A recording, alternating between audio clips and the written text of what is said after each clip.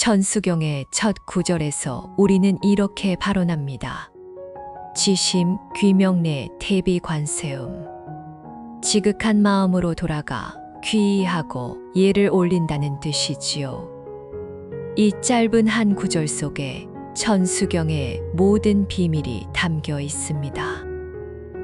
관세음보살님께서는 1000개의 손과 1000개의 눈으로 일체 중생의 고통을 살피시며 누구라도 간절히 부르기만 하면 반드시 응답하시겠다는 크나큰 서원을 세우셨습니다.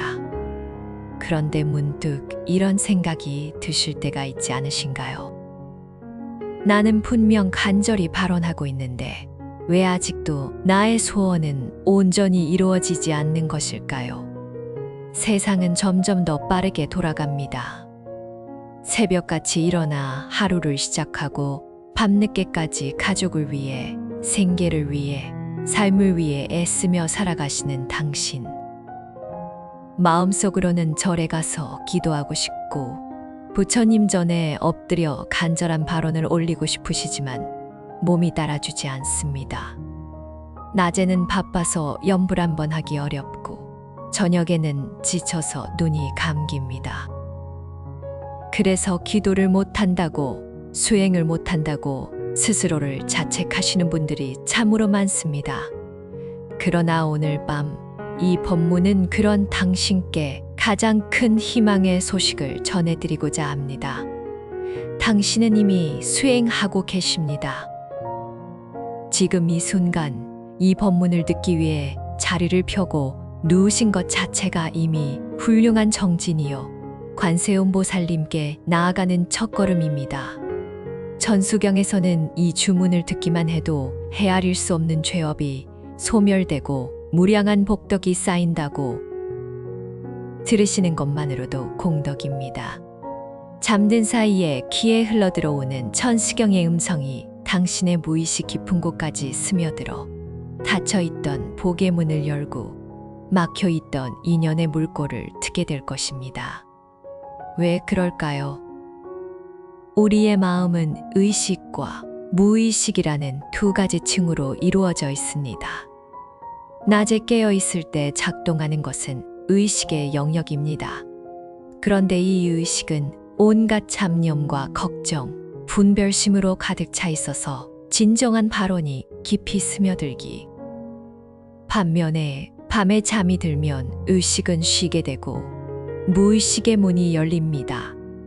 이 무의식은 마치 깊고 고요한 호수와 같아서 이때 들려오는 소리와 뜻이 파문 하나 없이 그대로 가라앉아 마음의 가장 깊은 곳에 새겨지게 됩니다. 바로 이것이 수면 중에 천수경을 듣는 것이 그토록 강력한 효과를 지니는 까닭입니다. 오늘 밤 이 법문을 통해 당신은 천수경의 깊은 뜻을 알게 되실 것입니다. 왜 1000개의 손과 1000개의 눈이신지, 관세음보살님의 자비가 어떻게 우리에게 임하시는지, 그리고 어떻게 하면 우리의 간절한 소원이 무의식에 새겨져 현실로 피어나게 되는지를 배우시게 될 것입니다. 이 가르침은 단순히 복을 구하는 방법만을 말씀드리는 것이 아닙니다. 궁극적으로 당신의 마음을 변화시켜 어떤 상황에서도 평안하고 당당하게 살아갈 수 있는 지혜를 선물해 드릴 것입니다. 구독 버튼을 살짝 눌러주시고 댓글에 나무관세음보살 한마디 남겨주시면 이 공덕이 더욱 깊어지리라 믿습니다. 자, 이제 가장 편안한 자세로 누우시거나 앉아주십시오. 온몸의 긴장을 천천히 풀어내십시오. 발끝부터 시작해서 종아리, 무릎, 허벅지, 허리, 어깨, 목, 그리고 얼굴까지 모든 힘을 부드럽게 내려놓으십시오. 오늘 하루 힘드셨던 일들, 걱정되는 일들 모두 잠시 내려놓으셔도 됩니다. 이 시간만큼은 오직 관세음보살님의 자비로운 손길에 당신을 온전히 맡기십시오. 들려오는 이 법문에만 고요히 마음을 기울이시면 됩니다. 꼭 깨어서 다 들으실 필요 없습니다. 중간에 잠이 드셔도 좋습니다. 아니, 오히려 잠이 드신 후에 이 말씀이 더욱 깊이 스며들 것입니다. 이 밤, 천수관음의 1000개의 손이 당신을 어루만지고 계십니다. 1000개의 눈이 당신의 소원을 하나도 빠짐없이 보고 계십니다. 당신이 품고 계신 그 간절한 바람, 가족의 건강, 자녀의 앞날, 재물의 안정, 마음의 평화, 그 모든 것을 관세음보살님께서는 이미 알고 계십니다. 오늘 밤 당신이 할 일은 단 하나, 그저 편안히 쉬면서 이 법문을 들으시는 것입니다. 그것만으로 당신의 발언은 무의식 깊이 새겨지고 천수간음의 가피 속에서 서서히 무르익어 갈 것입니다. 그러니 마음 놓으시고 관세음보살님의 품 안에서 평안한 밤 되시기를 바랍니다. 천수경의 역사는 인도의 아득한 옛날로 거슬러 올라갑니다. 부처님께서 열반에 드신 후 약 700년이 지났을 무렵 인도 남쪽의 보타라카산이라는 곳에 한 위대한 수행자가 있었습니다. 그의 이름은 바소밀다라 하는데 그는 관세음 보살님의 진언을 받아 적어 세상에 전한 첫 번째 사람으로 알려져 있습니다. 그가 깊은 산매에 들었을 때 관세음 보살님께서 친히 나타나셔서 천수천안대비심다라니를 설해 주셨다고 전해집니다. 그렇다면 천수천안, 즉 1000개의 손과 1000개의 눈이라는 말은 어디서 유래한 것일까요? 이것을 이해하려면 관세음 보살님께서 어떻게 천수천안의 모습을 갖추시게 되었는지 그 감동적인 이야기를 알아야 합니다. 아주 먼 옛적 관세음 보살님께서는 이미 수많은 겁의 세월 동안 중생을 제도하시며 수행해 오셨습니다. 그러던 어느 날 보살님께서는 이 사바세계를 굽어보시며 크게 서원하셨습니다. 내가 일체 중생을 구제하여 모두 깨달음의 피안에 이르도록 하리라. 만약 내가 이 서원을 이루지 못하고 중간에 물러서는 마음을 낸다면 나의 머리가 천조각으로 깨어지고 몸이 산산이 흩어져도 원망하지 않겠노라. 이 서원을 세우시고 수많은 세월이 흘렀습니다. 관세음 보살님께서는 쉬지 않고 중생을 제도하셨습니다. 고통받는 이에게는 위로를 주시고 병든 이에게는 치유를 주시고 가난한 이에게는 풍요를 주시고 두려워하는 이에게는 용기를 주셨습니다. 그렇게 헤아릴 수 없이 많은 중생을 구제하셨건만 다시 사바세계를 내려다보시니 고통받는 중생의 수는 오히려 더 늘어나 있었습니다. 구제해도 끝이 없었습니다. 탐욕의 눈먼 이들, 분노에 사로잡힌 이들, 어리석음에 빠진 이들이 여전히 육도윤회의 바다에서 허우적거리고 있었던 것입니다. 그 순간 관세음 보살님의 마음에 잠깐이나마 절망의 그림자가 스쳐 지나갔습니다. 내가 아무리 노력해도 소용없는 것인가? 중생의 업장은 너무나 깊고 나의 힘은 너무나 미약하지 않은가? 이 한순간에 물러섬 그것이 곧 서원을 어긴 것이 되어버렸습니다. 서원하신 그대로 보살님의 머리가 갈라지고 몸이 천조각으로 부서지기 시작했습니다. 그때였습니다. 보살님의 스승이신 아미타 부처님께서 나타나셨습니다. 아미타 부처님께서는 산산이 흩어지는 관세음 보살님을 불쌍히 여기시어 무량한 신통력으로 다시 모아주셨습니다. 그리고 부서진 몸을 재구성하시되 더욱 강력한 구제력을 갖추도록 11개의 얼굴과 1000개의 손, 그리고 그 손마다 눈을 갖추게 해주셨습니다.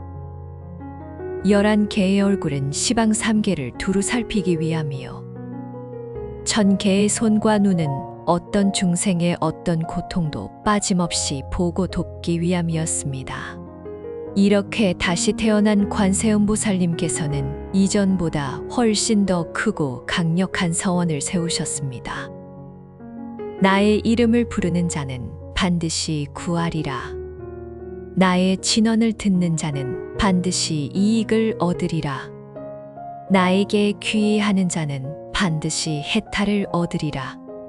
천개의 손으로 중생을 안아주고 천개의 눈으로 중생의 고통을 살피리라. 이제는 절대로 물러서지 않으리라. 설령 고통받는 중생이 항아사와 같이 많을지라도 한 중생도 남김없이 구제할 때까지 쉬지 않으리라. 이것이 바로 천수천왕관 세음보살님의 탄생 이야기입니다. 한 번의 좌절이 더 큰 원력으로 피어난 것이지요. 우리가 살면서 겪는 실패와 좌절도 마찬가지입니다.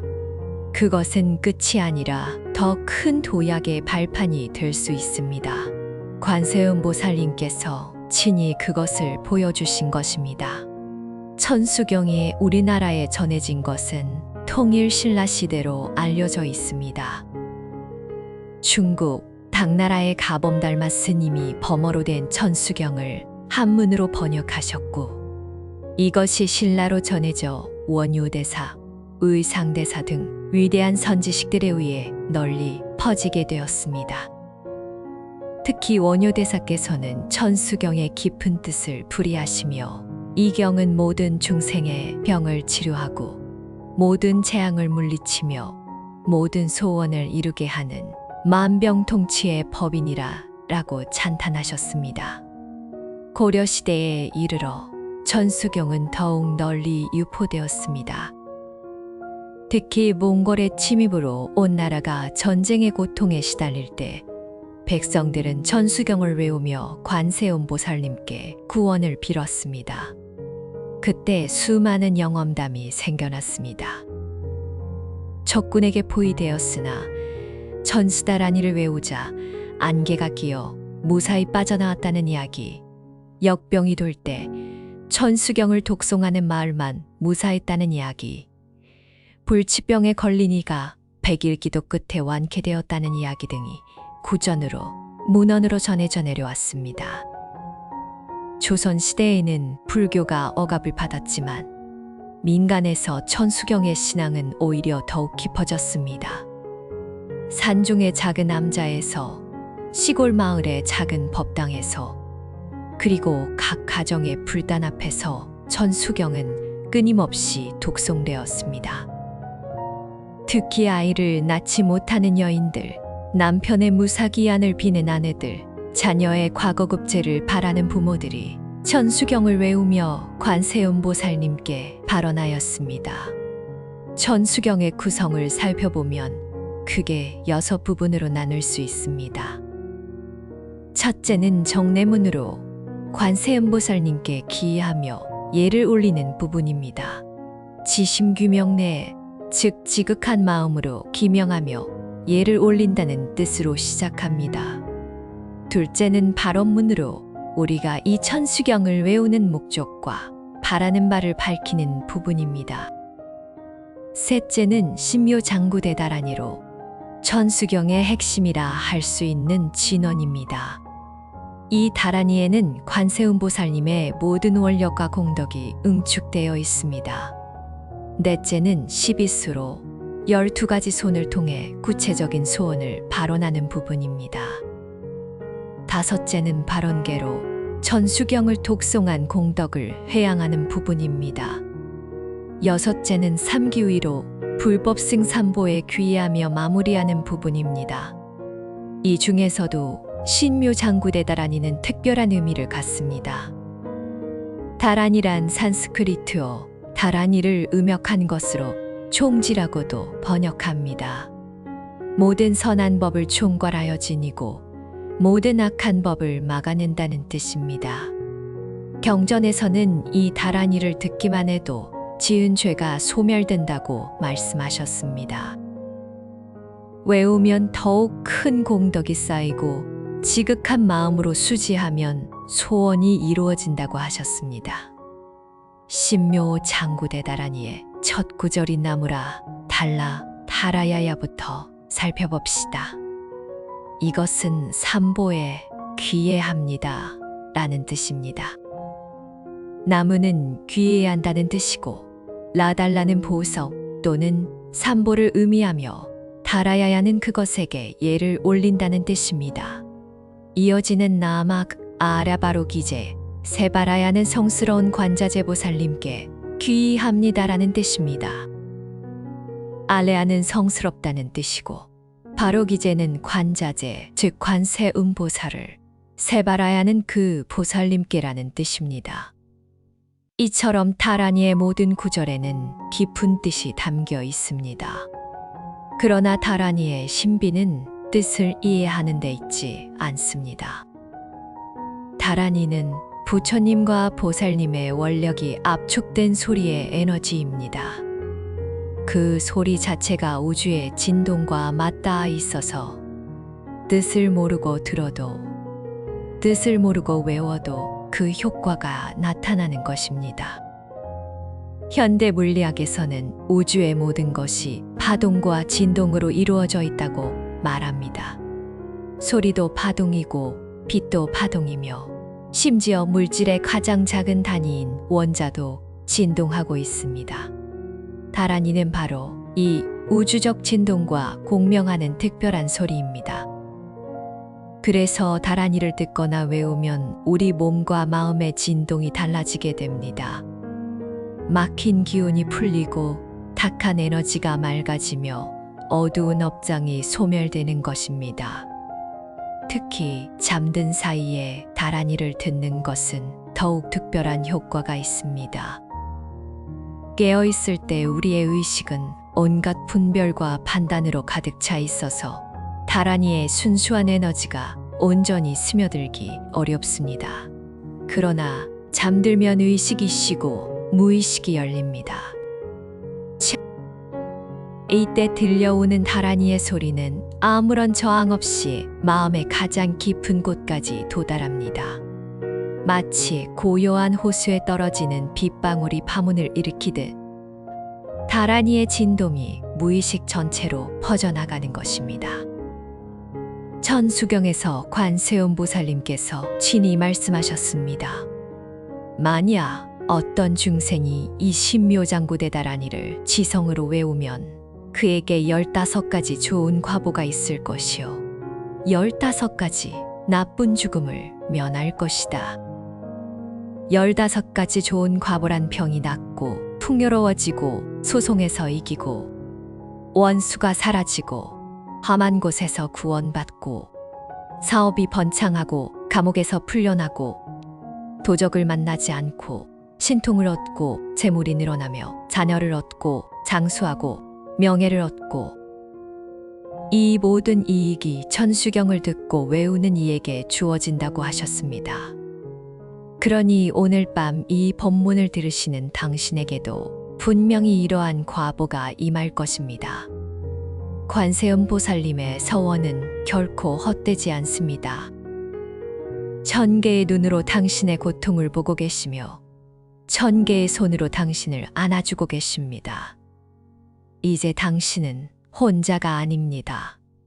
무의식에 새겨진 것이 현실을 만든다는 것. 이것이 오늘 법문의 핵심 중 하나입니다. 불교에서는 이 원리를 매우 깊이 있게 설명해 왔습니다. 유식학에서 말하는 팔식의 구조를 이해하시면 왜 수면 중에 천수경을 듣는 것이 그토록 강력한 효과를 지니는지 명확하게 아시게 될 것입니다.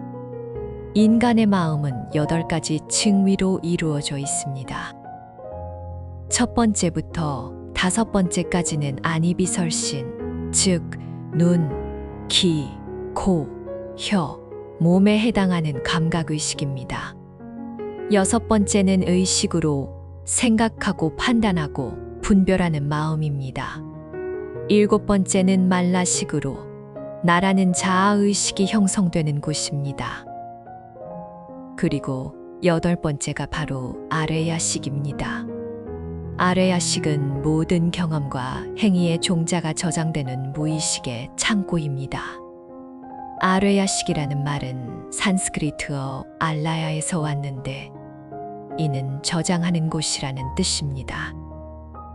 우리가 평생 동안 행한 모든 행위, 말한 모든 말, 생각한 모든 생각이 종자의 형태로 이 아뢰야식에 저장됩니다. 이것은 금생만의 이야기가 아닙니다. 무시 이래로 수많은 생을 살면서 쌓아온 모든 업의 종자가 아뢰야식 속에 담겨 있는 것입니다. 이 종자들은 적절한 조건이 갖추어지면 싹을 틔우고 열매를 맺습니다. 선한 행위의 종자는 좋은 결과로, 악한 행위의 종자는 나쁜 결과로 나타납니다. 이것이 바로 인과의 법칙이며 업보의 원리입니다. 우리의 현재 삶은 과거에 뿌린 종자가 열매 맺은 것이고 지금 뿌리는 종자가 미래의 삶을 결정짓게 됩니다. 그렇다면 천수경을 듣는 것은 어떤 종자를 심는 것일까요? 천수경의 다란이는 관세음보살님의 원력이 압축된 신성한 소리입니다. 이 소리를 듣는 순간 무량한 공덕의 종자가 당신의 아뢰야식에 심어집니다. 이 종자는 적절한 인연을 만나면 소원 성취라는 열매로 맺어집니다. 병의 치유, 재물의 증가, 가정의 화목, 자녀의 성공, 마음의 평화, 이 모든 것이 천수경이라는 종자가 피워낸 꽃이 될 수 있습니다. 특히 수면 중에 듣는 것이 효과적인 이유는 의식의 문이 닫히고 무의식의 문이 열리기 때문입니다. 낮에 깨어있을 때 우리의 의식은 쉴 새 없이 활동합니다. 이게 맞을까? 저게 맞을까? 이렇게 해야 하나? 저렇게 해야 하나? 끊임없는 분별과 판단이 일어납니다. 이런 상태에서는 아무리 좋은 가르침을 들어도 의식의 필터를 거치면서 희석되어 버립니다. 머리로는 이해해도 마음 깊이 스며들지 못하는 것이지요. 그러나 잠이 들면 상황이 달라집니다. 의식이 쉬면서 그 번잡한 분별작용이 멈춥니다. 이때 무의식, 즉 아뢰야식의 문이 활짝 열립니다. 잠든 상태에서 귀로 들어오는 소리는 의식의 필터를 거치지 않고 곧바로 아뢰야식에 도달합니다. 마치 언 땅이 노가 씨앗을 받아들이듯 고요해진 마음이 천수경의 종자를 온전히 받아들이는 것입니다. 현대 심리학에서도 이러한 원리를 인정하고 있습니다.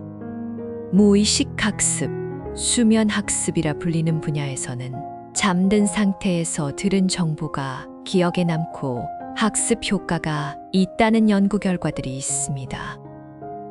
특히 깊은 수면에 들기 직전 의식이 점점 희미해지는 그 순간에 들은 것이 가장 깊이 각인된다고 합니다.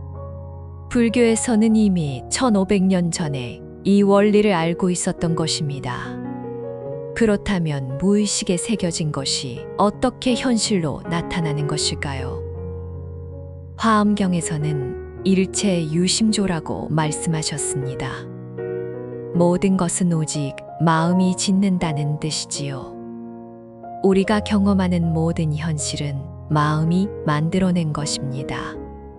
그리고 이 마음의 가장 깊은 층위인 아뢰야식에 저장된 종자가 쉽게 비유하자면 이렇습니다. 우리의 삶은 마치 씨앗을 뿌리고 열매를 거두는 농사와 같습니다.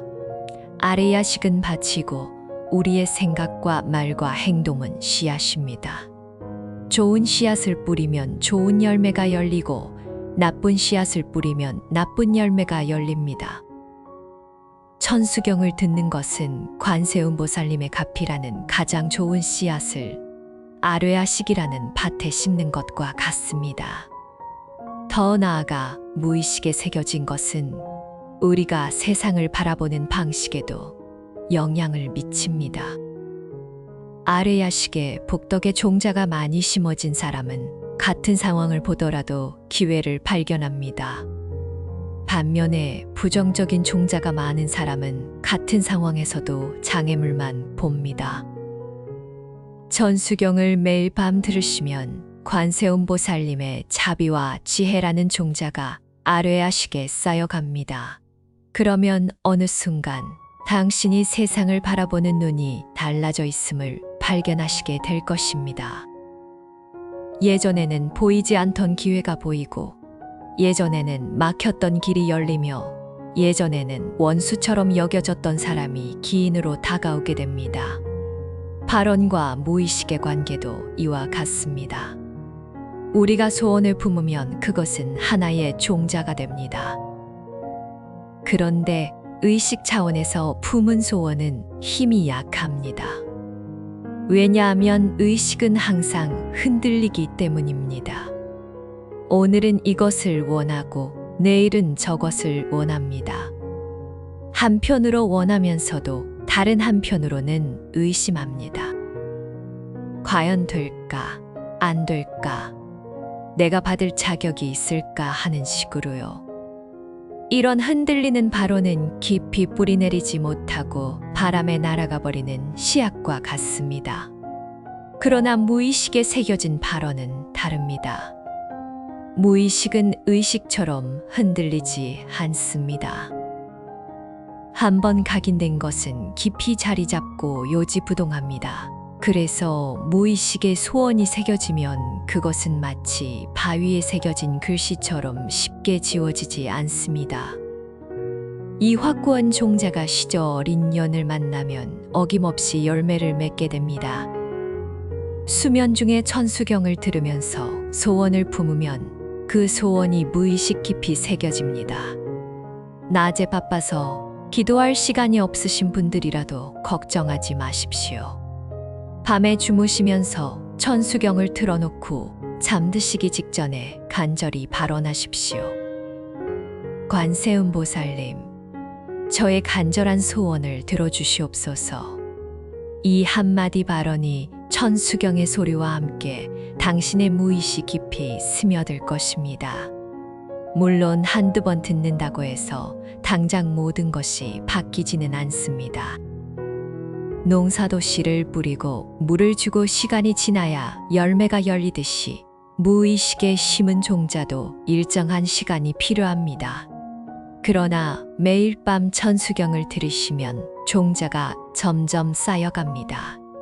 어느 순간 임계점을 넘기면 급격한 변화가 일어나게 됩니다. 마른 땅에 내리는 단비처럼 막혔던 것이 일시에 뚫리고 소원이 성취되는 때가 오는 것입니다. 옛날에 이런 이야기가 있습니다. 가난한 농부가 있었는데 아무리 열심히 농사를 지어도 가난에서 벗어나지 못했습니다. 그는 절망하여 삶을 포기하려 했습니다. 그때 한 스님이 지나가다 그에게 말씀하셨습니다. 그대는 매일 밤 잠들기 전에 관세음보살님 이름을 100번만 부르게. 100일을 채우면 반드시 변화가 있을 것이네. 농부는 반신반의했지만 시키는 대로 했습니다. 처음에는 아무 변화가 없었습니다. 그러나 100일이 가까워질 무렵 우연히 밭을 갈다가 땅 속에서 옹기단지를 발견했는데 그 안에는 금부치가 가득 들어 있었습니다. 그것은 아마도 오래전에 누군가 묻어둔 것이었을 텐데 수백 년 동안 아무도 발견하지 못하다가 그 농부에게 발견된 것입니다. 이것이 바로 무의식에 새겨진 발언의 힘입니다. 관세음보살님의 이름을 부르고 천수경을 듣는 동안 당신의 무의식에는 복덕의 씨앗이 심어집니다. 이 씨앗은 때가 되면 반드시 싹을 틔웁니다. 그 양식은 예측할 수 없습니다. 생각지도 못한 곳에서 도움이 오고 예상치 못한 방법으로 길이 열리게 됩니다. 천개의 손으로 중생을 돕겠다고 서원하신 관세음보살님께서 어떤 방법으로든 당신을 도우실 것이기 때문입니다. 그러니 오늘 밤부터 시작하십시오. 잠자리에 드시면서 천수경을 틀어놓고 편안히 눈을 감으시고 마음속으로 조용히 발언하십시오. 당신이 간절히 바라는 그것, 가족의 건강이든 자녀의 앞날이든 재물의 풍요이든 마음의 평화이든 무엇이든 관세음 보살님께 맡기십시오. 나무관세음 보살, 저의 소원을 들어주시옵소서. 이 한마디와 함께 천수경의 소리에 자신을 맡기십시오. 잠이 드시더라도 천수경 소리는 계속 들려옵니다. 의식은 잠들었지만 귀는 열려 있습니다. 아뢰야식의 문도 활짝 열려 있습니다. 천수경의 다란이가 그 열린 문으로 들어가 복덕의 종자를 심어갑니다. 당신은 아무것도 하지 않아도 됩니다. 그저 편안히 주무시기만 하면 됩니다. 관세음보살님께서 밤새 당신을 돌봐주실 것입니다. 관세음보살님의 자비는 무한하고 이것을 이해하는 것이 바로 내 효과를 극대화하는 열쇠입니다. 많은 분들이 기도하면서도 마음 한편에 의심을 품습니다. 내가 받을 자격이 있을까? 내 죄가 너무 많은데 보살님이 들어주실까? 남들은 다 효험을 보는데 나만 안 되는 거 아닐까? 이런 의심이 바로 내 힘을 약화시킵니다. 오늘 밤 이 의심을 완전히 내려놓으시기 바랍니다. 천수경의 12수를 보면 관세음보살님의 자비가 어떻게 우리에게 임하시는지 알 수 있습니다. 12수란 관세음보살님의 1000개의 손 중 대표적인 12가지 손을 말합니다. 각각의 손에는 특별한 물건을 들고 계시는데 이것들이 중생의 다양한 고통을 해결해 주십니다. 첫 번째는 수지합장수입니다. 두 손을 모아 합장하고 계신 손으로 일체 귀신과 악한 기운을 물리쳐 주십니다. 두 번째는 일면인 당수로 모든 질병을 낫게 해주십니다. 세 번째는 보발수로 악귀에게 시달리는 이를 구해주십니다.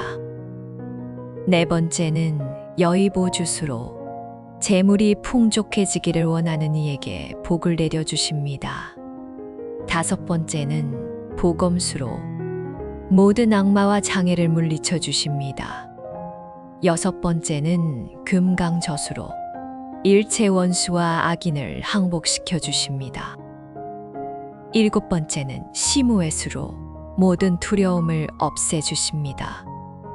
여덟 번째는 일륜수로 어둠 속에 있는 이에게 광명을 비춰 주십니다. 아홉 번째는 보경수로 지혜가 밝아지기를 원하는 이에게 총명함을 주십니다. 열 번째는 포도수로 풍년이 들고 먹을 것이 풍족해지기를 원하는 이에게 복을 주십니다. 11번째는 감노수로 병이 낫고 장수하기를 원하는 이에게 건강을 주십니다. 12번째는 양료수로 몸의 병과 마음의 병을 함께 낫게 해주십니다. 이처럼 관세음보살님의 손은 중생의 온갖 고통에 대응하여 다양한 방편으로 구원해 주십니다. 재물이 필요한 이에게는 여의보주수로, 재물을 건강이 필요한 이에게는 감노수로 건강을, 지혜가 필요한 이에게는 보경수로 지혜를 두려움에 떠는 이에게는 시무회수로 용기를 주십니다. 당신이 무엇을 필요로 하든 관세음보살님께서는 그에 맞는 손을 내밀어 도와주십니다. 그렇다면 왜 1000개의 손과 1000개의 눈이시냐고 물으실 수 있습니다. 12가지만으로도 충분해 보이는데 말이지요. 1000개라는 숫자는 무아담을 상징합니다. 중생의 고통은 12가지로 분류할 수 없을 만큼 다양하고 그 고통을 해결하는 방편도 12가지로 다 담아낼 수 없을 만큼 무궁무진합니다. 관세음보살님께서는 그 모든 고통을 낱낱이 보시고 그 모든 고통에 맞는 방편으로 구원해 주시겠다는 원력을 세우신 것입니다. 1000개라는 숫자에는 그 어떤 고통도 빠뜨리지 않겠다는 관세음보살님의 각오가 담겨 있습니다. 관세음보살님의 자비는 또한 무조건적입니다. 세상의 사랑은 대개 조건이 있습니다. 네가 착하면 사랑해주겠다. 네가 잘하면 도와주겠다. 네가 이만큼 노력하면 보상해주겠다. 그러나 관세음보살님의 자비에는 이런 조건이 없습니다. 당신이 과거에 어떤 죄를 지었든, 지금 어떤 처지에 있든, 믿음이 강하든 약하든 관세음보살님께서는 똑같이 자비를 베풀어 주십니다. 법화경 관세음보살 보문품에서 만약 헤아릴 수 없이 백천만억의 중생이 온갖 고뇌를 받을 때 이 관세음보살을 듣고 일심으로 그 이름을 부르면 관세음보살이 즉시 그 음성을 살펴 모두 해탈케 하리라. 여기서 주목할 것은 일심으로 그 이름을 부르면이라는 조건뿐입니다. 얼마나 많이 부르느냐, 얼마나 오래 기도하느냐, 얼마나 많은 공양을 올리느냐가 아닙니다. 오직 일심, 즉 한마음으로 간절히 부르면 된다는 것입니다. 일심이란 무엇인가요? 의심 없이 믿는 마음입니다. 과연 될까 안 될까 흔들리지 않고 관세음보살님께서 반드시 들어주실 것이다 라고 확신하는 마음입니다. 이것이 어렵게 느껴지실 수 있습니다. 눈에 보이지 않는 것을 어떻게 확신할 수 있느냐고 하실 수 있지요. 당신이 사랑하는 어머니나 아버지에게 도움을 요청할 때 그분이 들어주실지 안 들어주실지 의심하시나요? 부모의 사랑을 의심 없이 믿듯이 관세음보살님의 자비를 의심 없이 믿으시면 됩니다. 관세음보살님은 우리 모두의 어머니이십니다. 아니, 어머니보다 더 크신 어머니이십니다. 세상의 어머니는 자기 자식만 돌봅니다. 그러나 관세음보살님께서는 일체 중생을 자식으로 여기십니다. 세상의 어머니는 때로 지쳐서 자식을 돌보지 못할 때가 있습니다. 그러나 관세음보살님께서는 영원히 지치지 않으십니다. 세상의 어머니는 자식이 잘못하면 노여워할 때가 있습니다. 그러나 관세음보살님께서는 우리가 아무리 잘못해도 노여워하지 않으시고 오직 자비로 품어주십니다. 그러니 의심하지 마십시오. 당신의 소원을 관세음보살님께서 모르실까봐 걱정하지 마십시오. 천개의 눈이 당신을 보고 계십니다. 당신의 기도가 닿지 않을까봐 걱정하지 마십시오. 천개의 귀가 당신의 소리를 듣고 계십니다. 당신을 도울 방법이 없을까봐. 천개의 손이 당신을 돕기 위해 기다리고 계십니다. 오히려 걱정해야 할 것이 있다면 그것은 우리 자신의 마음입니다. 관세음보살님의 자비는 항상 그곳에 계시지만 우리가 마음을 닫으면 그 자비가 들어올 수 없습니다. 마치 햇빛은 항상 비치고 있지만 커튼을 닫으면 방 안이 어두운 것과 같습니다. 커튼을 열면 햇빛이 쏟아져 들어오듯 마음을 열면 관세음보살님의 가피가 쏟아져 들어옵니다. 마음을 여는 것은 어렵지 않습니다. 그저 관세음보살님, 저를 도와주시옵소서 라고 간절히 청하시면 됩니다. 그 순간 마음의 문이 열립니다. 그리고 그 열린 문으로 관세음보살님의 자비가 물밀듯 들어옵니다. 당신은 아무것도 할 필요가 없습니다. 관세음보살님께서 다 해주실 것입니다. 당신의 일은 오직 마음을 열고 간절히 청하는 것뿐입니다. 간절함이란 무엇일까요? 그것은 간절하게 노력해야 한다는 뜻이 아닙니다. 오히려 모든 것을 내맡기는 마음입니다. 저 혼자의 힘으로는 안 됩니다. 관세음보살님, 당신께 모든 것을 맡깁니다. 이렇게 내맡길 때 진정한 간절함이 생깁니다. 자기 힘으로 어찌해 보려는 마음이 남아있는 한 그것은 진정한 간절함이 아닙니다. 완전히 항복하고 완전히 맡기고 완전히 믿을 때 그것이 일심이요 간절함입니다. 천수경을 들으면서 잠드실 때 이 마음을 품으십시오. 관세음보살님, 저는 제 힘으로는 아무것도 할 수 없습니다. 오직 당신만이 저를 도우실 수 있습니다. 저의 모든 것을 당신께 맡깁니다. 이 마음으로 잠드시면 잠든 사이에도 관세음보살님께서 당신을 품어주실 것입니다. 마치 어머니가 잠든 아기를 품듯이 밤새 당신을 보살펴 주실 것입니다. 그리고 아침에 눈을 뜨시면 무엇인가 달라져 있음을 느끼실 것입니다. 처음에는 아주 미세할 수 있습니다. 마음이 조금 가벼워진 느낌, 희망이 조금 생긴 느낌, 불안이 조금 줄어든 느낌. 이런 미세한 변화가 쌓여가면 어느 순간 당신의 삶 전체가 바뀌어 있음을 발견하시게 될 것입니다. 인과법은 이 우주를 관통하는 가장 근본적인 법칙입니다. 원인이 있으면 반드시 결과가 있고, 결과가 있으면 반드시 원인이 있습니다. 이것을 이해하시면 왜 천수경을 듣고 발언하는 것이 효과가 있는지, 그리고 어떻게 발언해야 더 큰 효과를 얻을 수 있는지 알게 되십니다. 많은 분들이 발언을 단순히 소원을 비는 것으로 알고 계십니다. 부처님이나 보살님께 원하는 것을 말씀드리고 그것을 들어달라고 청하는 것이라고 생각하시지요. 물론 그것도 발언의 한 측면이지만 그것이 전부는 아닙니다. 발언에는 더 깊은 원리가 작용하고 있습니다.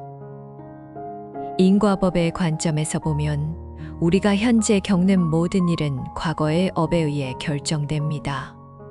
좋은 업을 지었으면 좋은 과보를 받고 나쁜 업을 지었으면 나쁜 과보를 받습니다. 이것은 누가 상을 주거나 벌을 주는 것이 아니라 자연의 법칙처럼 자동으로 작용하는 것입니다. 그렇다면 현재 고통을 받고 있다는 것은 과거에 그에 해당하는 업을 지었다는 뜻입니다. 재물이 부족하다면 과거에 인색했던 업이, 건강이 좋지 않다면 과거에 살생했던 업이, 인간관계가 어렵다면 과거에 화를 냈던 업이 있었던 것입니다. 물론 이것은 지금 이 생에서 지은 업일 수도 있고 전생 또는 그 이전 생에서 지은 업일 수도 있습니다. 이 업의 과보는 피할 수 없습니다. 지은 대로 받는 것이 인과의 철칙입니다. 그러나 희망이 있습니다. 업은 바꿀 수 있습니다. 새로운 선업을 지으면 악업의 과보가 희석됩니다. 진심으로 참회하면 업장이 소멸됩니다. 그리고 부처님과 보살님의 가피를 받으면 업의 무게가 가벼워집니다. 천수경을 듣고 발언하는 것은 바로 이 세 가지를 동시에 하는 것입니다. 천수경을 듣는 것 자체가 선업입니다. 천수경에서 말씀하시기를 이 경을 듣기만 해도 무량한 공덕이 쌓인다고 하셨습니다. 또한 천수경을 들으면서 과거의 잘못을 뉘우치면 업장이 소멸됩니다. 그리고 관세음보살님께 발언하면 보살님의 가피를 받아 업의 무게가 가벼워집니다. 이것을 더 쉽게 설명하면 이렇습니다. 당신이 과거에 빚을 졌다고 생각해 보십시오. 업장은 빚과 같습니다. 빚을 갚아야 해방되듯이 업장도 청산해야 과보에서 벗어납니다. 그런데 빚을 갚는 방법은 여러 가지가 있습니다. 고스란히 다 갚을 수도 있고 일부를 탕감받을 수도 있으며 누군가 대신 갚아줄 수도 있습니다. 천수경을 듣고 발언하는 것은 이 세 가지 방법을 모두 활용하는 것입니다. 선업을 쌓아서 빚을 갚고 참회를 통해 일부를 탕감받으며 관세음보살님의 가피로 대신 갚아주시는 것을 청하는 것입니다. 그래서 천수경은 업장 소멸에 그토록 효과적인 것입니다. 특히 관세음보살님께서 대신 갚아주신다는 것은 무슨 뜻일까요? 관세음보살님께서는 무량겁 동안 수행하시며 헤아릴 수 없는 공덕을 쌓으셨습니다. 그 공덕은 보살님 혼자만을 위한 것이 아닙니다. 일체 중생과 나누기 위한 것입니다. 우리가 관세음보살님께 귀하고 발언하면 보살님께서는 당신의 공덕을 우리에게 회양해 주십니다. 마치 부모가 가난한 자녀의 빚을 대신 갚아주듯이 관세음보살님께서 우리의 업장을 대신 청산해 주시는 것입니다. 그렇다고 해서 아무 노력 없이 모든 것이 해결된다는 뜻은 아닙니다. 자녀가 빚을 탕감받으려면 최소한 부모에게 도움을 청해야 하듯이 우리도 관세음보살님께 간절히 청해야 합니다. 그것이 바로 발언입니다. 발언하지 않으면 카피가 임할 수 없습니다. 왜냐하면 불교에서는 자유의지를 존중하기 때문입니다. 우리가 원하지 않는데 강제로 도와주시지는 않습니다. 우리가 간절히 청할 때 보살님께서 응답하십니다. 그러면 어떻게 발언해야 효과적일까요? 가장 중요한 것은 구체적으로 발언하는 것입니다. 좋은 일이 있기를 빕니다처럼 막연하게 발언하면 효과가 약합니다. 관세음보살님, 저희 아이가 다음 달 시험에서 좋은 성적을 거두어 원하는 학교에 입학할 수 있게 해주시옵소서처럼 구체적으로 발언해야 합니다. 또한 감사와 함께 발언하는 것이 좋습니다. 지금까지 저를 보살펴 주신 은혜에 감사드립니다. 앞으로도 저를 이끌어 주시옵소서. 감사의 마음은 복의 씨앗입니다. 감사하는 마음으로 발언하면 그 발언에 복의 에너지가 실립니다. 나를 넘어서 남을 위해 발언하는 것도 매우 효과적입니다. 저만이 아니라 저와 인연 있는 모든 분들이 함께 평안하기를 발언합니다. 자기만을 위한 발언보다 남을 위한 발언이 더 큰 공덕을 짓습니다. 왜냐하면 관세음보살님께서는 일체 중생을 구제하겠다는 원력을 세우셨기 때문에 남을 위한 발언은 보살님의 원력과 공명하여 더 강력한 효과를 냅니다. 발언한 후에는 내맡기는 것이 중요합니다. 이제 결과는 관세음보살님께 맡깁니다. 가장 좋은 방법으로 이루어지기를 바랍니다. 이렇게 내맡기면 집착이 풀립니다. 집착은 발언의 힘을 약화시키는 가장 큰 장애물입니다. 왜 아직 안 되지? 언제 되지? 하고 집착하면 마음이 불안해지고, 내맡기면 마음이 편안해지고, 편안한 마음 상태에서 발언이 더 잘 이루어집니다. 금강경에서 말씀하시기를 마땅히 머무는 바 없이 그 마음을 내라 하셨습니다. 이것은 발언하되 집착하지 말라는 뜻입니다. 발언은 하되 그 결과에 매달리지 않습니다. 원하는 대로 되면 좋고 안 되면 더 좋은 것이 오리라 믿습니다. 이런 마음 상태가 역설적으로 발언이 이루어지기에 가장 좋은 조건입니다. 천수경에는 이런 대목이 있습니다. 만약 중생이 이 다란이를 지성으로 외우면 현세에 이루지 못할 소원이 없고 미래세에 왕생하지 못할 국토가 없으리라. 이루지 못할 소원이 없다는 것은 놀라운 약속입니다. 물론 여기서 지성으로라는 조건이 붙어 있습니다. 지성이란 지극히 정성스럽다는 뜻이요. 곧 일심으로 간절히 한다는 뜻입니다. 지성은 하루아침에 생기지 않습니다. 처음에는 마음이 흔들릴 수 있습니다. 그러나 매일 천수경을 들으시면 마음이 점점 정돈됩니다. 의심이 줄어들고 믿음이 늘어납니다. 흔들림이 줄어들고 일심이 늘어납니다.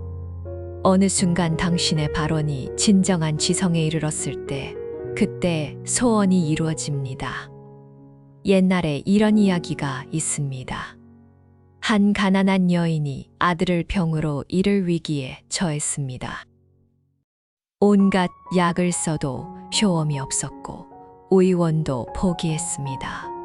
그녀는 마지막으로 관세음보살님께 매달렸습니다. 밤낮으로 전수경을 외우며 제 아들을 살려 주시옵소서 하고 발언했습니다. 100일을 채우던 마지막 날 밤, 꿈에 관세음보살님께서 나타나셔서 한 줌의 약초를 주셨습니다. 깨어보니 정말 손에 약초가 쥐어져 있었습니다. 그것을 다려 먹이니 아들의 병이 씻은 듯이 나았습니다. 이것이 발언의 힘입니다. 인과의 법칙에 따라 업장이 소멸되고 관세음보살님의 가피로 기적이 일어납니다. 물론 기적이 항상 이렇게 극적인 형태로 오지는 않습니다. 대부분은 자연스러운 과정을 통해 소원이 이루어집니다. 좋은 사람을 만나거나 좋은 기회가 오거나 마음이 변화하여 문제가 저절로 해결되기도 합니다. 어떤 형태로 오든 그것은 모두 관세음보살님의 응답입니다. 오늘 밤 당신의 소원을 관세음보살님께 맡기십시오. 구체적으로 무엇을 원하시는지 마음속으로 정하십시오. 그리고 천수경 소리에 실어 보내십시오. 관세음보살님께서 반드시 들으실 것입니다. 그리고 가장 좋은 방법으로 응답해 주실 것입니다. 집착이 발언의 가장 큰 장애물입니다. 이것은 많은 분들이 알면서도 실천하기 어려워하시는 부분입니다. 우리는 무엇인가를 간절히 원하면서 동시에 그것에 집착하지 않기가 매우 어렵습니다.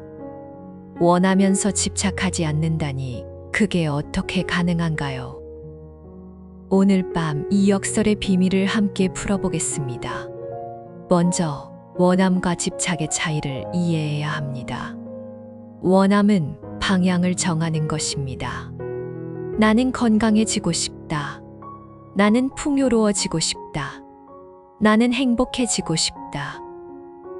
이것은 삶의 방향을 정하는 것이므로 아무 문제가 없습니다. 아니, 오히려 바람직합니다. 방향이 없으면 어디로도 가지 못하기 때문입니다. 문제는 집착입니다. 집착은 반드시 내가 원하는 그 모습으로, 내가 원하는 그 시간에, 내가 원하는 그 방법으로 이루어져야 한다는 고집입니다. 왜 아직 안 되지? 언제 되지? 이렇게 안 되면 저렇게라도 어떻게든 되어야 하는데 하는 조바심입니다. 이 집착이 우리를 괴롭게 하고 역설적으로 소원 성취를 방해합니다. 왜 집착이 성취를 방해할까요? 여러 가지 이유가 있습니다. 첫째, 집착은 시야를 좁힙니다. 우리가 어떤 것에 집착하면 오직 그것만 보입니다.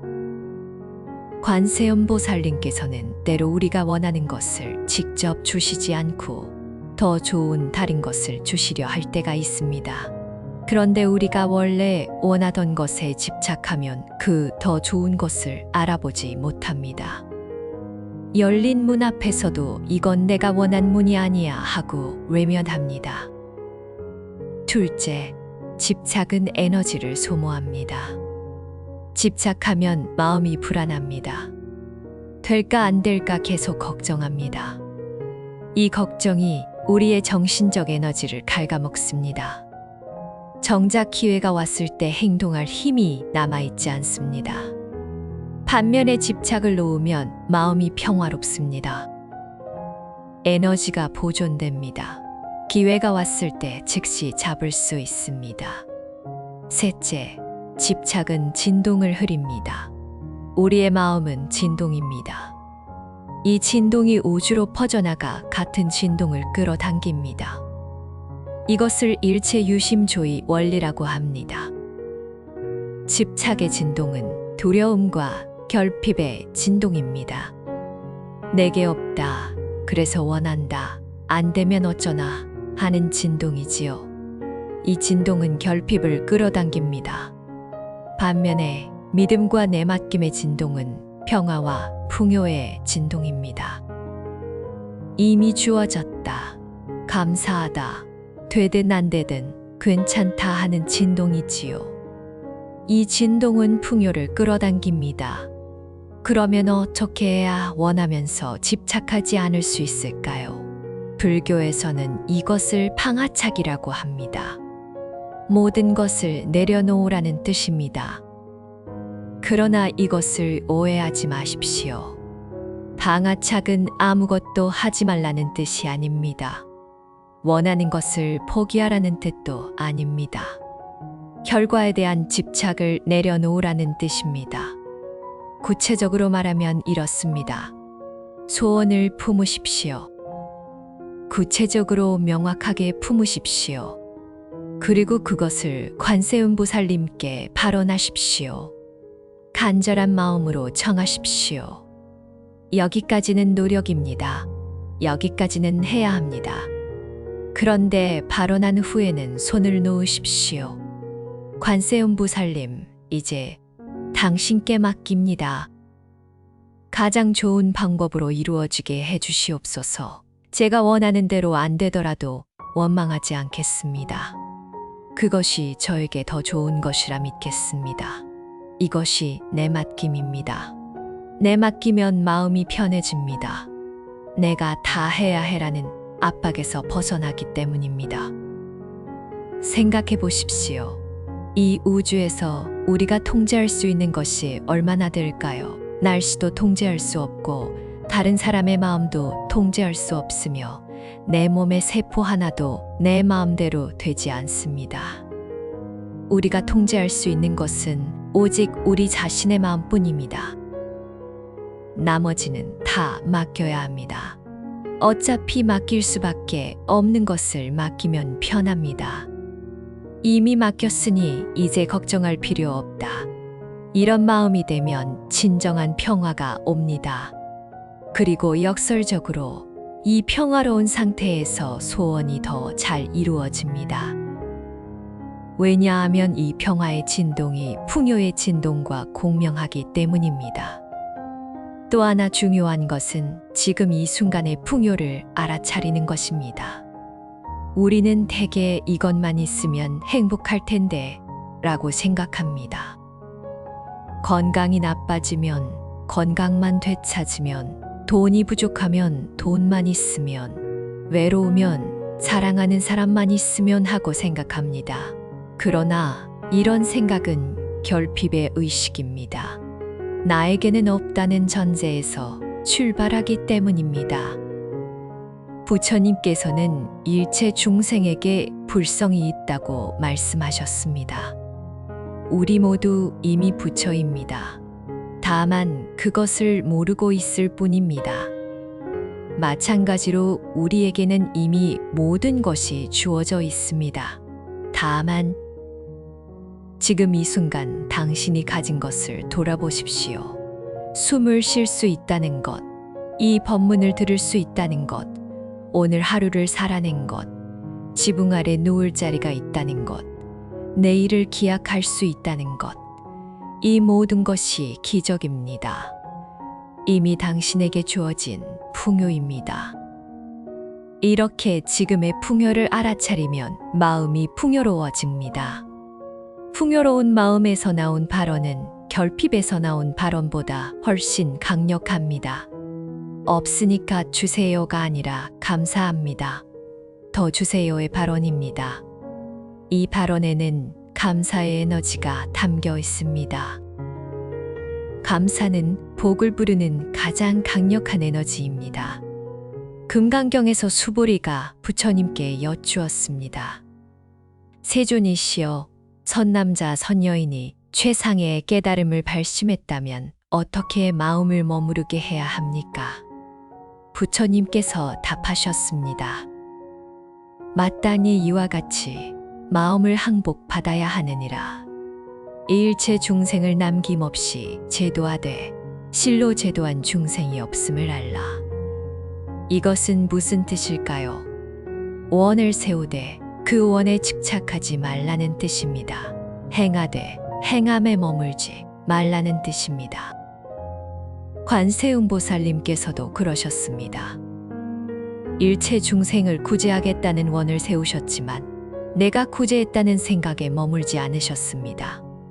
만약 내가 이만큼 중생을 구제했다고 세셨다면 그거 자체가 집착이 되어 구제의 힘이 약해졌을 것입니다.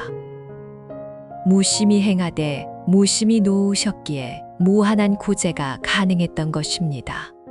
우리의 발언도 마찬가지입니다. 간절히 발언하되 결과에 집착하지 않습니다. 최선을 다하되 결과는 맡깁니다. 이것이 불교적 발언의 정수입니다.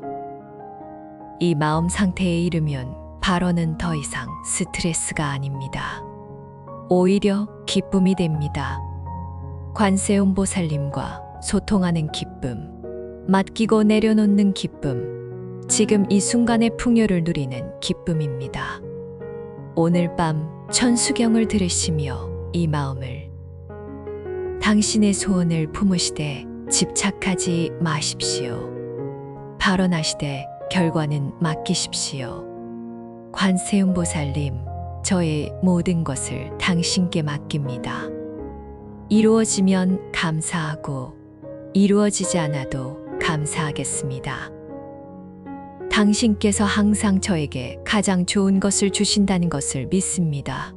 이 마음으로 평화롭게 잠드십시오. 지금까지의 가르침을 생활 속에서 실천하는 구체적인 방법을 말씀드리겠습니다. 아무리 좋은 가르침도 실천하지 않으면 소용이 없습니다.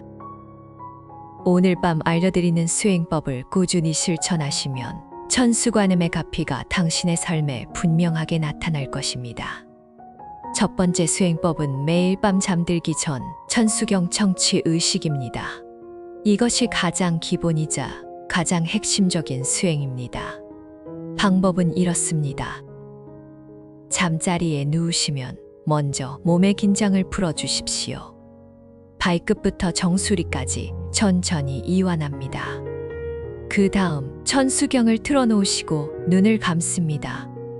천수경이 시작되면 처음 몇 분간은 의식적으로 경문에 집중하십시오. 지심규명 내 대비관 세음으로 시작되는 정례문을 마음으로 따라 읽습니다. 그러다 신묘 장구 대다라니가 시작되면 더 이상 집중하려고 애쓰지 않아도 됩니다. 다라니 소리에 몸과 마음을 맡기십시오. 흘려 들으셔도 좋고 잠이 드셔도 좋습니다. 잠들기 직전 의식이 희미해지는 그 순간에 마음속으로 발언하십시오.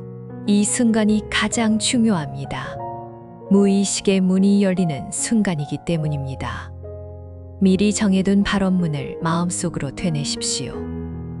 관세음보살님, 저의 간절한 소원을 들어주시옵소서. 저희 가정에 건강과 평안을 내려주시옵소서. 재물운이 열려 풍족하게 살 수 있게 해주시옵소서. 나무 관세음보살, 이렇게 발언하시고 천수경 소리에 몸을 맡긴 채 잠드십시오. 이것을 100일 동안 매일 밤 실천하시면 반드시 변화가 옵니다. 처음 한 달은 별다른 변화가 느껴지지 않을 수 있습니다. 그러나 포기하지 마십시오. 씨앗을 심었다고 바로 싹이 나지 않듯이 무의식에 심은 종자도 시간이 필요합니다. 2달째 접어들면 미세한 변화가 느껴지기 시작합니다. 마음이 조금 더 평화로워지고 불안이 조금 줄어들고 작은 행운들이 찾아옵니다. 100일이 차면 그때 당신은 분명한 변화를 체험하실 것입니다. 두 번째 수행법은 아침 일어나자마자 감사 기도를 올리는 것입니다. 눈을 뜨시면 바로 일어나지 마시고 잠깐 누운 채로 감사 기도를 올리십시오. 관세음보살님, 오늘도 무사히 아침을 맞게 해주셔서 감사합니다. 오늘 하루도 당신의 가피 속에서 보내게 해주시옵소서. 제가 만나는 모든 사람에게 자비를 베풀 수 있게 해주시옵소서. 나무관세음보살. 아침에 처음 하는 생각이 하루 전체의 돈을 결정합니다. 감사로 하루를 시작하면 그 감사의 에너지가 하루 종일 당신과 함께 합니다. 반면에 걱정이나 불안으로 하루를 시작하면 그 부정적 에너지가 하루를 지배합니다. 아침 감사 기도는 2분도 채 걸리지 않습니다. 그러나 그 효과는 매우 큽니다. 세 번째 수행법은 관세음보살 정근입니다. 정근이란 한 가지 염불을 집중해서 외우는 것을 말합니다. 나무관세음보살을 염주 한 바퀴인 108번 외우시거나 정해진 횟수 없이 시간 나는 대로 외우십시오. 정근의 요령은 소리에 집중하는 것입니다. 나무관세음보살을 외울 때 그 소리에 온 마음을 담으십시오. 천천히 외우셔도 좋고 빠르게 외우셔도 좋습니다. 중요한 것은 마음이 소리와 하나 되는 것입니다. 처음에는 잡념이 일어납니다. 그래도 괜찮습니다. 잡념이 일어나면 그냥 내버려 두고 다시 염불에 집중하십시오. 억지로 잡념을 쫓으려고 하면 오히려 더 강해집니다. 정근을 꾸준히 하시면 마음이 점점 고요해집니다. 그리고 어느 순간 묘한 체험을 하시게 될 수도 있습니다. 염불 소리가 내 안에서 저절로 울려 퍼지는 느낌. 내가 관세음보살이고 관세음보살이 나인 듯한 일체감, 말로 설명하기 어려운 평화와 기쁨. 이런 체험이 오면 그것을 붙잡으려 하지 마시고 그냥 놓아두십시오. 체험에 집착하면 오히려 수행의 진전이 막힙니다. 네 번째 수행법은 천수경 사경입니다. 사경이란 경전을 베껴 쓰는 것입니다. 천수경 전체를 베껴 쓰셔도 좋고 신묘장구대다라니 부분만 베껴 쓰셔도 좋습니다. 사경은 몸과 마음을 함께 쓰는 수행이기에 듣는 것보다 더 깊은 효과가 있습니다. 사경을 시작하시기 전에 먼저 손을 씻고 자리를 정갈하게 정돈하십시오. 향을 피우시면 더욱 좋습니다. 그리고 합장하여 관세음보살님께 고하십시오. 관세음보살님, 지금부터 천수경을 사경합니다. 이 공덕으로 저희 업장이 소멸되고 소원이 성취되기를 발언합니다. 나무관세음보살. 이렇게 발언한 후 정성을 다해 한 글자 한 글자 베껴 쓰십시오. 사경을 하는 동안 다른 생각이 들어도 괜찮습니다. 그냥 글자 쓰기에 집중하십시오. 한자 한자 쓸 때마다 그것이 관세음보살님께 드리는 공양이라고 생각하십시오. 사경이 끝나면 다시 합장하여 회양하십시오. 이 사경의 공덕을 일체 중생과 함께 나눕니다. 모든 중생이 고통에서 벗어나고 행복을 얻기를 발언합니다. 나무 관세 보살. 다섯 번째 수행법은 매일 작은 보시를 실천하는 것입니다. 보시란 남에게 베푸는 것입니다. 보시에는 재물을 베푸는 제시, 가르침을 베푸는 법시, 두려움을 없애주는 무예시가 있습니다. 이 중에서 가장 실천하기 쉬운 것이 제시입니다. 매일 1,000원씩 또는 500원씩 보시함에 넣어두십시오. 아무리 적은 금액이라도 괜찮습니다. 중요한 것은 매일 꾸준히 하는 것입니다. 그리고 보시할 때마다 발언하십시오. 이 작은 보시의 공덕으로 저와 제 가족의 재물운이 열리고 일체 중생의 가난이 사라지기를 발언합니다. 한 달에 한 번 모인 돈을 불우이웃 돕기나 절 보시로 내시면 됩니다. 이것이 어려우시면 무제칠시를 실천해 보십시오. 무제칠시란 돈이 들지 않는 7가지 보시입니다. 첫째 안시, 따뜻한 눈빛을 주는 것입니다. 둘째, 화안시, 미소를 지어주는 것입니다. 셋째, 언사시, 좋은 말을 해주는 것입니다. 넷째, 신시, 몸으로 도와주는 것입니다. 다섯째, 심시, 진심으로 대해주는 것입니다. 여섯째, 상좌시, 자리를 양보하는 것입니다. 일곱째, 방사시, 잠자리를 제공하는 것입니다.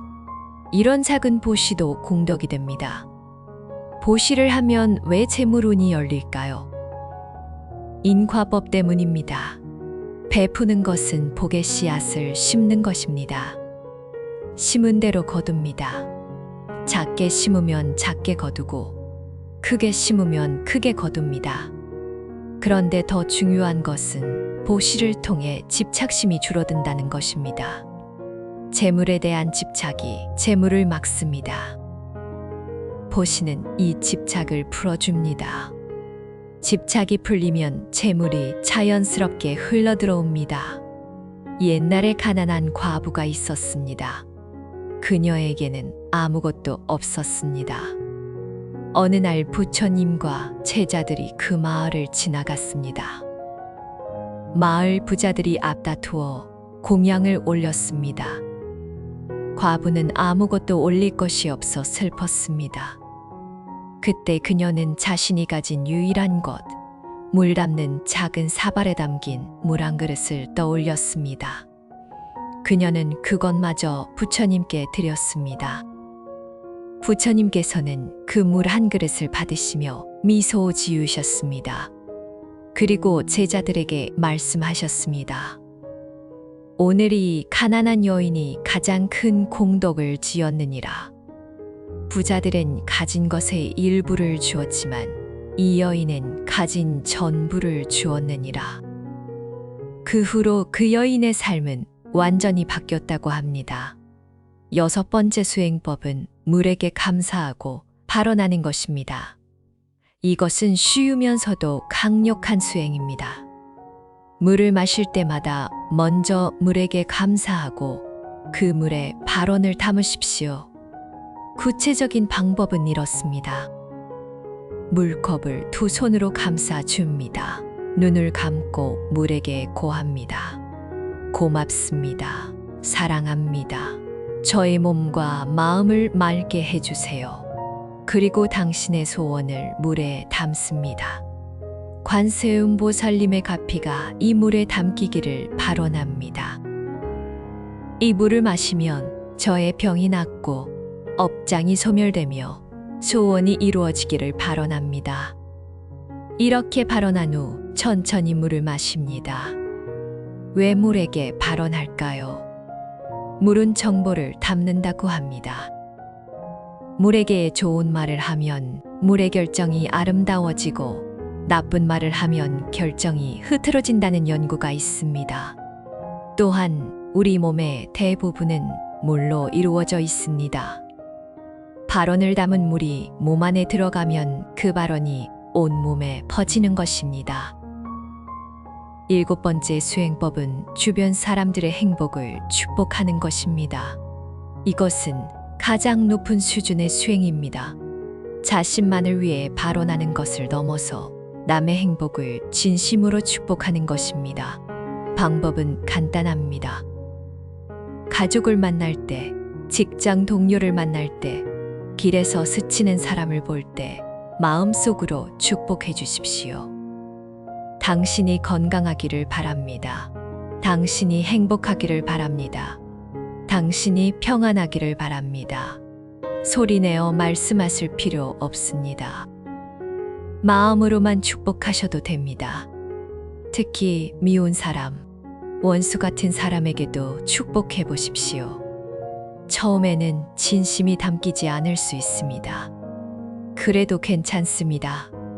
형식적으로라도 계속하십시오. 당신이 행복하기를 바랍니다. 당신의 고통이 사라지기를 바랍니다. 이것을 반복하면 어느새 진심이 담기게 됩니다. 그리고 놀라운 일이 벌어집니다. 미움이 사라지고 관계가 좋아지며 막혔던 일이 풀립니다. 왜 그럴까요? 관세음보살님께서는 일체 중생을 사랑하십니다. 우리가 남을 축복하면 관세음보살님의 마음과 같아집니다. 그러면 보살님의 가피가 더 강하게 임합니다.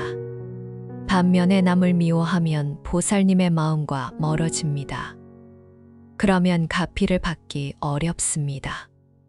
남을 축복하는 것은 이 7가지 수행법을 모두 실천하기 어려우시면 한두 가지만 골라서 시작하셔도 됩니다. 가장 권하고 싶은 것은 첫 번째, 매일 밤 천수경 청취입니다. 이것만이라도 100일 동안 꾸준히 실천하시면 반드시 변화가 있을 것입니다. 관세음보살님의 가피가 당신의 삶 곳곳에 임할 것입니다. 오늘 밤, 지금 이 순간부터 시작하십시오. 내일부터가 아니라 오늘 밤부터입니다. 이미 천수경 법문을 듣고 계시니 첫 번째 수행은 시작된 것이나 다름없습니다. 지금 마음속으로 당신이 간절히 원하는 그것을 관세음보살님께 말씀드리십시오. 그리고 평안히 주무십시오. 관세음보살님께서 밤새 당신을 보살펴 주실 것입니다. 오늘 밤 법문의 핵심을 다시 한번 정리해 드리겠습니다. 천수경을 수면 중에 듣는 것은 무의식에 부처님의 가르침을 심는 가장 효과적인 방법입니다. 잠든 상태에서 의식의 분별이 쉬고 무의식의 문이 열립니다. 이때 들려오는 천수경의 다란이와 발언이 아래야식 깊이 새겨져 복덕의 종자가 됩니다. 이 종자가 시절 인연을 만나면 소원 성취라는 열매로 맺어집니다. 관세음보살님의 자비는 무한하고 무조건적입니다. 1000개의 손과 1000개의 눈으로 일체 중생의 고통을 살피시며 누구라도 간절히 부르면 반드시 응답하시겠다는 서원을 세우셨습니다. 당신이 과거에 어떤 죄를 지었든 지금 어떤 처지에 있든 관세음보살님께서는 똑같이 자비를 베푸십니다. 오직 일심으로 간절히 청하기만 하면 됩니다. 발언하되 결과에 집착하지 않는 것이 발언의 효과를 극대화하는 비결입니다. 소원을 품고 간절히 청하되 결과는 관세음보살님께 맡기십시오. 가장 좋은 방법으로 이루어지게 해주시옵소서. 이렇게 내맡기면 마음이 평화로워지고 역설적으로 소원이 더 잘 이루어집니다.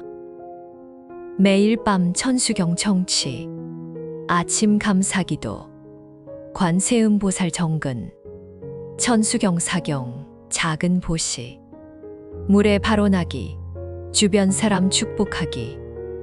이 7가지 실천 수행법을 꾸준히 하시면 천수관음의 가피가 당신의 삶에 분명하게 나타날 것입니다. 이제 오늘 법문을 마치며 대축원을 올리겠습니다. 부디 이 축원이 당신의 삶에 그대로 이루어지기를 간절히 바랍니다. 원하옵건대 이 법문을 들으시는 모든 불자님들의 업장이 소멸되고 묵은 죄업이 녹아 없어지기를 발언합니다.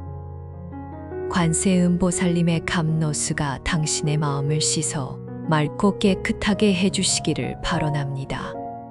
원하옵건대 병고에 시달리시는 모든 분들이 천수관음의 가피로 건강을 되찾으시기를 발언합니다. 몸의 병도 낫고 마음의 병도 나으시어 몸과 마음이 함께 편안해지시기를 발언합니다.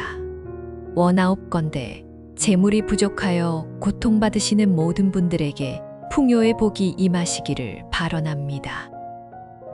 막혀있던 재물운이 시원하게 열리고 필요한 것이 필요한 때에 채워지며 넉넉하고 풍족하게 살아가시기를 발언합니다. 원하옵건대 가정에 근심이 있으신 모든 분들의 가정에 화목과 평안이 깃들기를 발언합니다. 부부간의 사랑이 깊어지고 부모 자식 간의 정이 두터워지며 온 가족이 서로 의지하고 격려하며 행복하게 살아가시기를 발언합니다. 원아홉건대 자녀 걱정에 마음 졸이시는 모든 부모님들의 자녀가 바르게 성장하기를 발언합니다. 공부도 잘하고 인성도 바르며 좋은 인연을 만나 행복한 삶을 살아가도록 관세음보살님께서 이끌어 주시기를 발언합니다. 원아홉건대 이 법문을 듣고 계신 모든 분들이 궁극적으로 깨달음의 길에 들어서시기를 발언합니다. 세간의 복을 누리시되 거기에 집착하지 않으시고 진정한 해탈과 자유를 향해 나아가시어 마침내 부처님의 지혜와 자비를 완성하시기를 발언합니다.